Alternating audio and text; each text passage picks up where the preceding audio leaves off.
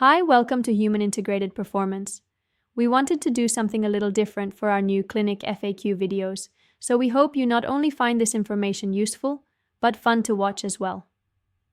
Check out yagip.com to read more of our common FAQs. The question I have now is, what techniques are typically used during a physiotherapy appointment? During a physiotherapy appointment at Human Integrated Performance, a variety of advanced techniques are employed to enhance your physical health and recovery. Our physiotherapists assess each patient's specific needs to tailor a personalized treatment plan. Common techniques include manual therapy, where hands-on methods are used to mobilize joints and soft tissues, therapeutic exercises to improve strength and flexibility, and modalities such as ultrasound and electrical stimulation for pain relief. Our approach also emphasizes pain management, physiotherapy, appointment strategies to address chronic pain and improve your overall quality of life.